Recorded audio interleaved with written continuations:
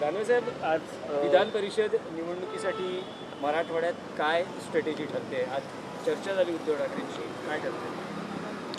मराठवाड्यातल्या 8 जिल्ह्यात 4 विधान परिषदेचे मतदारसंघ आहे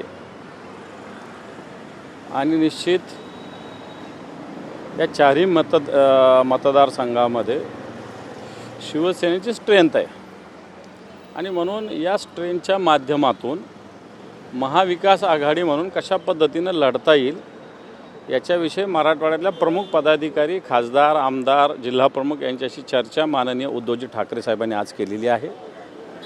या चर्चेनंतर लवकरच 1-2 दिवसात महाविकास आघाडी म्हणून आमची चर्चा होईल आणि मला असं वाटतं त्याच्यानंतर या सगळ्या निवडणुकांचं चित्र स्पष्ट होईल।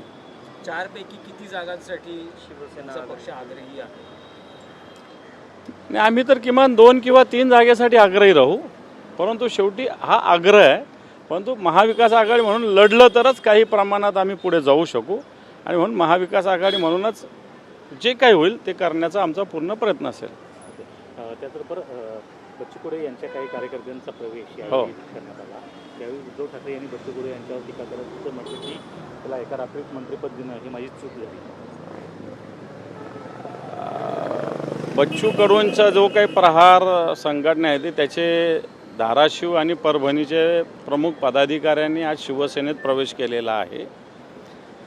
बच्चू कडूंच्या विषयी साहेब एवढेच बोलले, फार टीका साहेब कशाला करतील बच्चू कडूवर। साहेब एवढंच म्हटले की मी ज्यावेळेस मंत्री गेलो त्यावेळेस कोणताही पक्ष सोडायला सांगितला नव्हता, स्वतःची संघटना तशीच अबाधित ठेवायला सांगितली होती, परंतु आता फक्त आमदार केलं तर पक्ष सोडायला लागला, अशा पद्धतीनं साहेबांचं व्यक्त आहे। साहेब मला असं वाटतं साहेब बच्चू कडू साहेबांना टीका करायची काय गरज? अंबादासजी, मराठवाड्याची बैठक होती, सगळे खासदार मराठवाड्यातले आमदार उपस्थित असतात, पण अपेक्षेप्रमाणे संजय बंडू यादव उपस्थित नसतील, परंतु मी त्यांच्याशी परवाच बोललेलो, मिलिंद नार्वेकर त्यांच्याशी बोललेले, पक्षाचा जो काही आदेश असेल त्याला ते बांधील आहेत।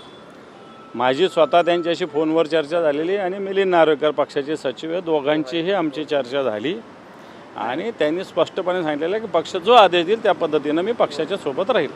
पक्षाच्या बैठकांना वारंवार का अनुपस्थित राहतात? कधी त्यांच्याकडे काही कार्यक्रम असतो घरात, कधी कुठच्या लग्नाला आता आमचं काम आहे निमंत्रण देणं, न आल्यावरही आता मी पुन्हा फोन करेल त्यांना, पण त्यांनी मला सांगितलं होतं की माझं काही येणं जमणार नाही, परंतु पक्षाचा आदेश जो काय असेल तो मी मानेल असं त्यांनी सांगितलेलं आहे।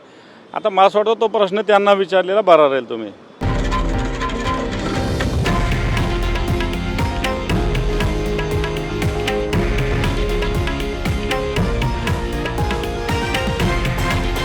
हे आहे देशातील नंबर 1 न्यूज नेटवर्क आणि आपण पाहत आहात TV9 मराठी, एकमेव।